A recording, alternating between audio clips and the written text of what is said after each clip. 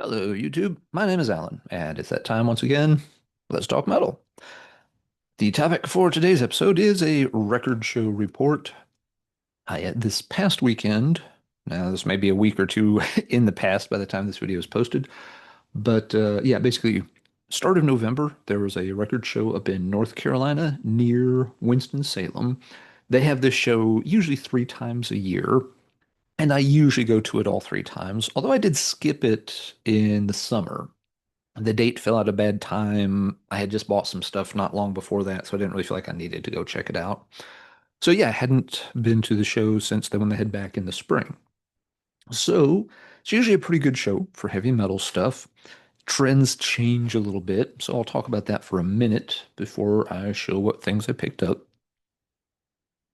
Crowd was pretty good, about what you would expect for this record show on a Sunday. They always draw pretty well by the 10 to 11 o'clock in the morning. It's, pretty packed. You can still move around, but it can be hard to, get at some of the boxes on tables. A lot of times you do have to kind of wait for someone else to finish going through a box and then you can slip in. Let's see, all the vendor tables were sold, I think, except maybe one, which again, pretty common. They have it in a hotel meeting room kind of setting, your typical like, Holiday Inn conference room type of place. And so, yeah, everything pretty normal there too.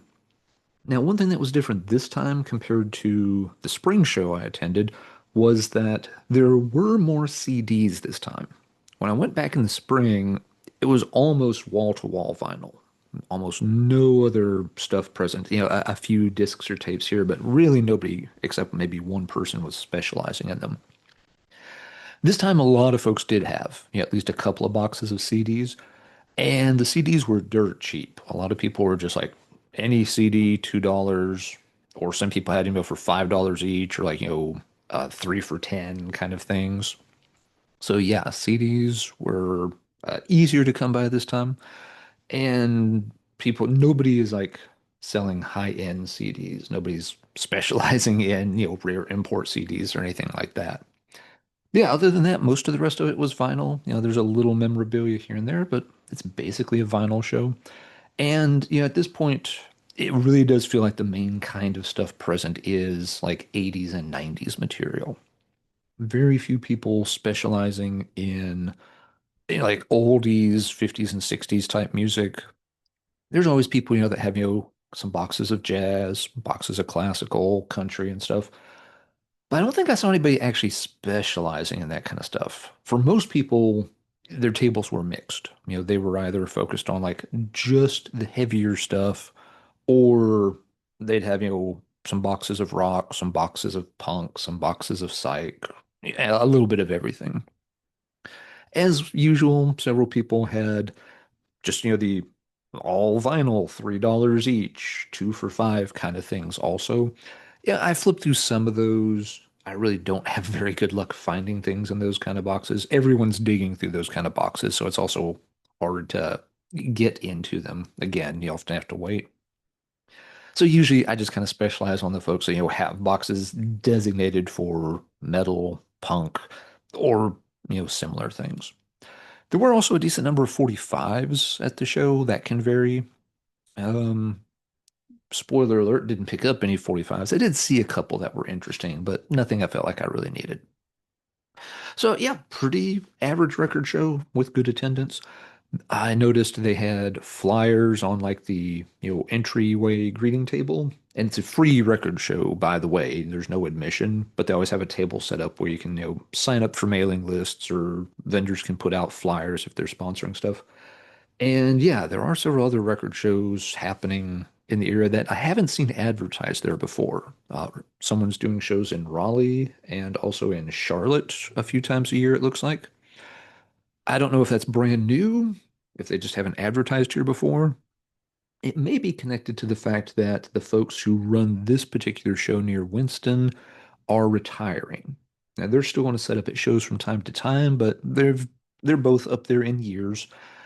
They've hosted every one of these shows, I think, they said for the past 10 years, and they've put on a lot of record shows, for decades before that. So they feel like it's kind of time for them to hang it up.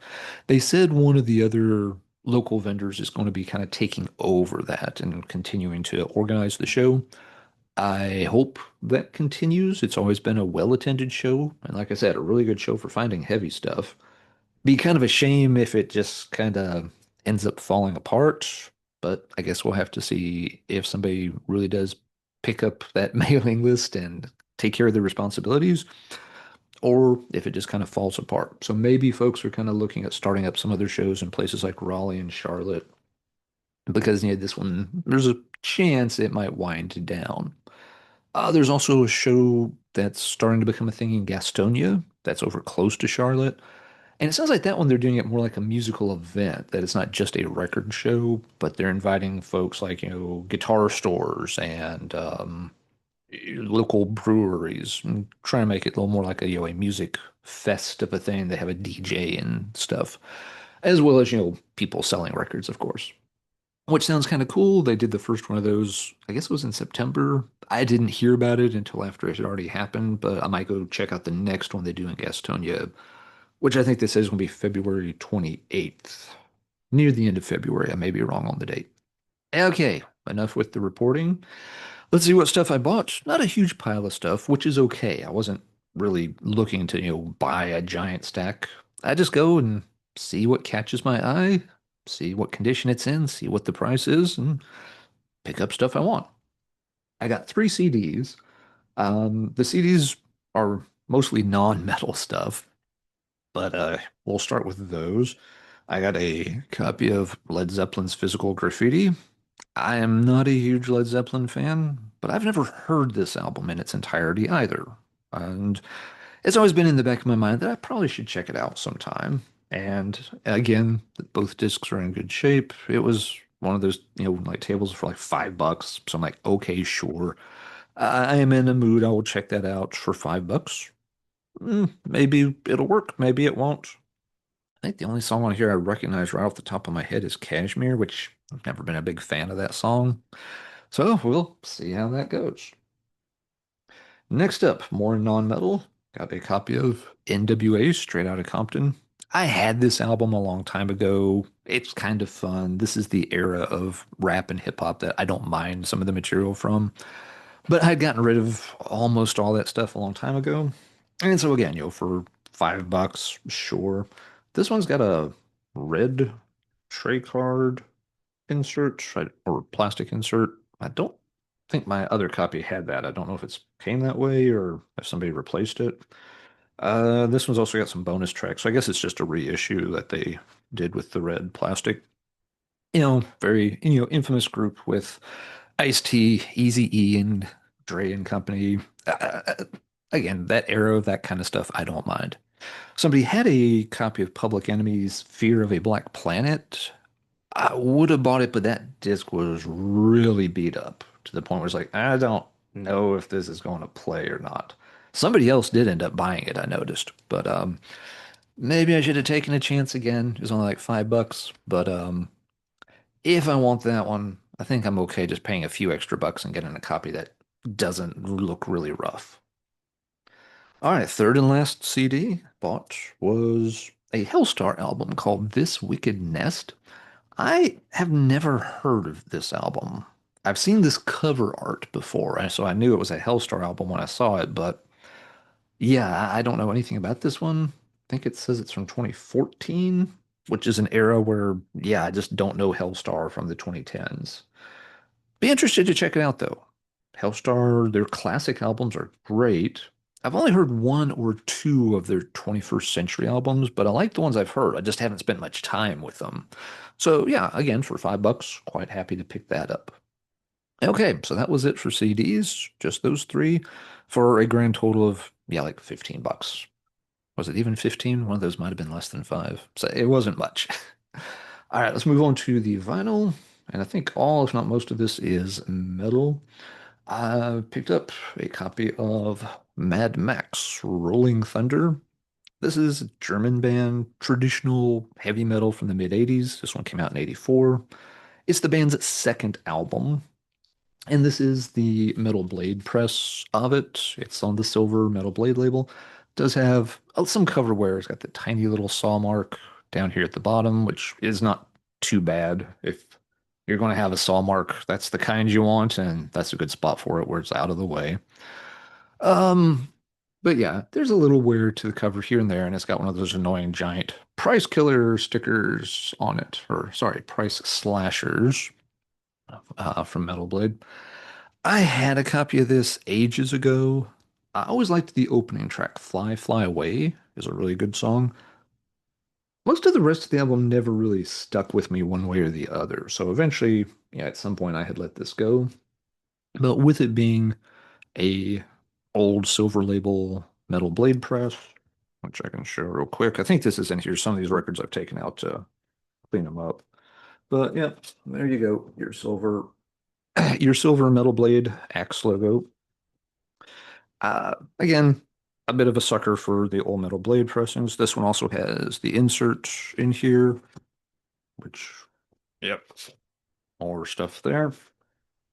It is, a silver label metal blade album, and it's got the inserts, and it's the right price. I will probably pick it up. And this one was a fair, very fair price. Again, the cover's a little worn, nothing major wrong with it.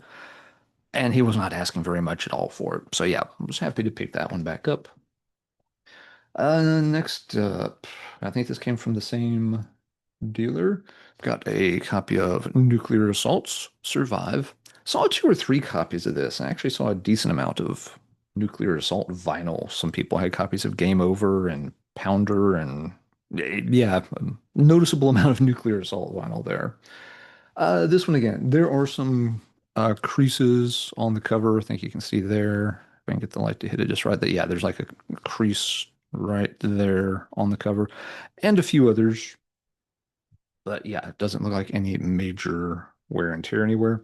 This was one I had on cassette as a kid and liked it. But when I got rid of my cassettes, I just never did upgrade it to something else. The big one on here, of course, is Brainwashed, my favorite song by Nuclear Assault. So, uh, felt like, yeah, that's kind of cool. I've been meaning to track down a copy of that. And, well, this was the day I did. Nuclear Assault wasn't the only thrash band I saw a lot of stuff by. It was a pretty thrash heavy show, but really just the big name thrash bands. Like, multiple people had old, Metallica LPs. Not necessarily first pressings, but 80s pressings, maybe a second or third press. Ton of Megadeth vinyl the same way. Lot of Slayer vinyl. Saw a couple of neat Slayer vinyl variants. Somebody had I think it was a Japanese, but it might have been South Korean copy of Rain in Blood. Really nice, kind of cool. Was a little out of my price range for the day. But yeah, lots of that kind of stuff. So thrash very well represented. Overkill. Multiple vendors had multiple Overkill albums. If you wanted any of the early Overkill stuff, you were in good shape for this show. All right. I think I got three more, maybe four. We'll see. Next up, Misfits, Evil Live. So this is the first pressing of this on the like Plan 9 Carolyn version from 1987. Now, of course, Evil Live had been done earlier than that in the the 7-inch came out in 82, and I think the 12-inch came out in 83. And, the front cover looks more like this on the old pressings, but it's only has 7 tracks. When this was put back out with this cover in 87, the track list is a lot longer. There's 5 extra tracks added to, kind of fill out the runtime. So I have the older 83 version, 12-inch. I didn't have this version. And I'm a bit of a sucker for old Misfits vinyl. The problem, of course, is old Misfits vinyl is just stupidly expensive at this point. They're almost impossible to collect unless you're going to dedicate all of your disposable income to it. So I don't have much older Misfits vinyl. A lot of bootlegs and stuff like that instead. But yeah, this one, very clean copy. Vendor I know is a really nice guy. Helped me out a little bit on the price with it. It's like, yeah, you know what? I think I will pick that one up. It's not the hardest Misfits item to find. Again, being from 87, it's not really one of the quote unquote original pieces of vinyl. It didn't come out when the band was actually active. Came out, when they started doing a few things after the fact. But still happy to pick it up. So yeah, let's see. Okay, now there's three more after that. Next up, this is a really nice copy of Destruction, Release from Agony. There's one sticker down here in the corner, but that's not a big deal. Really cool, in good shape. This one, I had a chance to buy a copy of this about 5 years ago. It showed up at a local store, and I kind of hemmed and hawed and decided to pass on it. I kind of always wished I had picked it up. I have an old CD pressing of this, but it's one of those late 80s CDs where they just don't sound all that great. They're always very quiet sounding. There's a technical term for that. I forget if it's the EQ is really low or something on those older CDs. People who really specialize and know the tech specs on CDs will know what I'm talking about. Sorry, I don't know the exact term for it. But yeah, I always wished I'd kind of picked this up on vinyl to compare and see how it sounds compared to the CD sound. And this one was in really nice shape. It was a reasonable price. So, yep, that one came home with me. Showed that one to my wife, and she was immediately like, ugh. It's like, yeah, very kind of weird and disturbing cover for sure. All right, up next we have a 12-inch EP. This one I was really happy to find. I hadn't seen this thing around in a long time and always liked it. It is the Megadeth No More Mr. Nice Guy 12-inch single. Now, this was a song, obviously a cover of the old Alice Cooper tune, and was included on the soundtrack to Wes Craven's Shocker movie. And I couldn't really care less about the movie. I've seen it. It was sort of a Nightmare on Elm Street ripoff, whatever. But I always liked the soundtrack. I think both me and my cousin had that soundtrack when we were in high school. And it actually has a pretty good number of decent metal songs on it, and several of them were unavailable on other things. It wasn't just songs taken from the band's albums. At that time, the songs were otherwise unavailable. It features Megadeth, Bonfire, small thrash band I always liked called Dead On, Dangerous Toys with Jason McMaster, and there's an Iggy Pop appears on it. I want to say is it Paul Stanley? Somebody from Kiss, maybe Paul Stanley sings on one song. So yeah, a fun enough soundtrack. But and it's kind of interesting because with this one, it really is culled from the soundtrack because it's not all Megadeth, even though the front cover is all Megadeth all the time.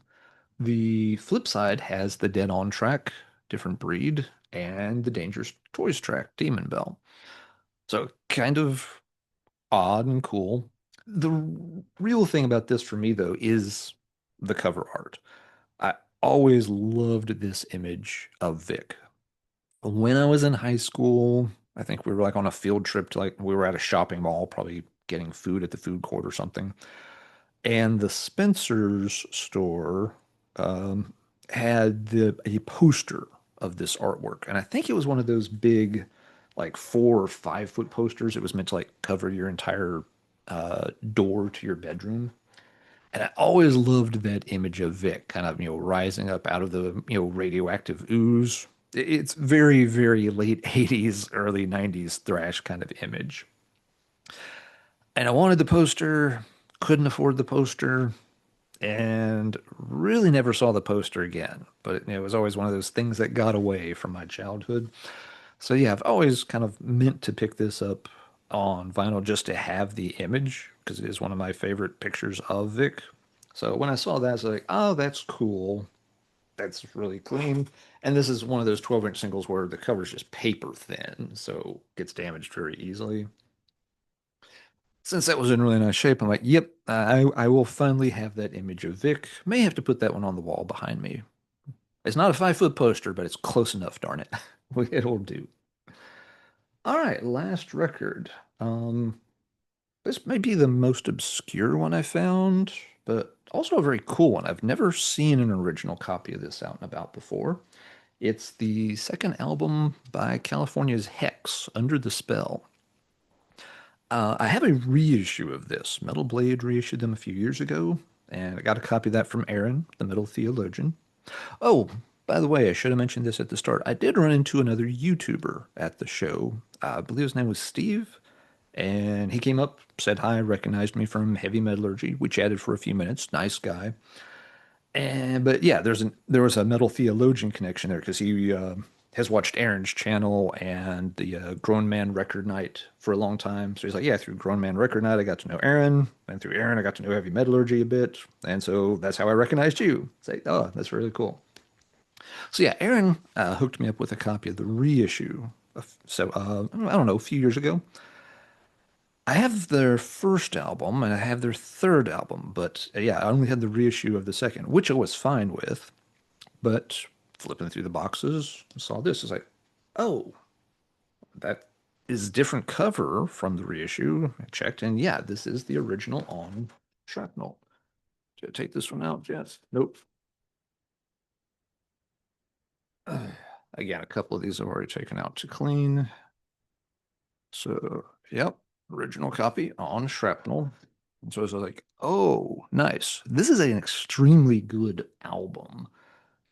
For folks that aren't familiar, Hex, on their first couple of albums, they're operated in the sort of metal church is my default comparison for them. Think like early metal church, and you've got the right idea for what Hex did, at least on the first two outings. The second album's probably slightly stronger than the first, although I like both of them a lot. There's some lineup changes. The band took a while to, yeah, settle in. And after the second album, they even changed not only members, but style quite a bit. They got more aggressive, I guess you'd say more thrasher, more into extreme metal. They're pretty good at that style too. Um, I like them when they're doing that, but I also really like these early ones when they were just more in that US power metal kind of style. You probably already noticed the one issue with this copy is this one corner up here has, gotten some damage to it. Something got and on that corner and affected it. Otherwise, not a bad copy. And the vendor had it priced appropriately for the condition. It does have the insert with it too. And but yeah, talking to him, but he's like, yeah, you're right. That's a great album. He's like, I hate that it got some like water damage or something on the corner. He's like, but I knocked the price way down because of that. I'm like, yeah, for the condition, that's more than a fair price for it. He had probably knocked it down almost 50% based on the cover damage. I was like, you know what? I've never seen an original copy of it. I really dig the album. It's the original Shrapnel. It's got the insert. I can live with one corner being, yeah, a little dog-eared, chewed up. It's not that extensive. And so, yeah, that's the bottom of the stack.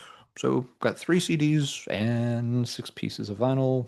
Stayed well within my budget that I kind of set for myself, so I was happy with that. Again, got to see some vendors I knew. Got to meet Steve, who's on YouTube. Got to see family members who also came by. I have family that live up closer to that area, and they usually come to the record show. I ran into another friend who came with them too, who I hadn't seen for a while. So it's nice just to get out, hang out at the show for a few hours, and pick up a few cool things. All right, that is going to do it for this video. So let's talk metal in the comments down below. Has anyone else been to a record show lately and picked up anything cool? I know some other folks have posted record show videos recently. Merciful Metal had one up, I think just this past week, as of the time I'm recording this. So if you happen to miss that, go check out and see what he's picked up. He had a baby recently. Well, I mean, his partner had the baby. He didn't have the baby. That'd be really weird. But yeah, this may have been his first sort of record outing since then. So yeah, go check out and see what kind of cool stuff he got. I'm not going to spoil it. You got to go watch his video if you want to know. But yeah, if you picked up any cool stuff or been to any record shows lately, yeah, tell folks about it in the comments down below. If there's a record show in your area that happens on a regular basis, advertise it so other people can show up and buy records before you find them. Maybe that's not a good incentive to share information about record shows, but how often is that going to happen? Nah. Let people know about the events in your community so other folks can go and find some stuff they're looking forward to. All right, let's shut this down for the day. Everyone take care. And as always, keep banging your head.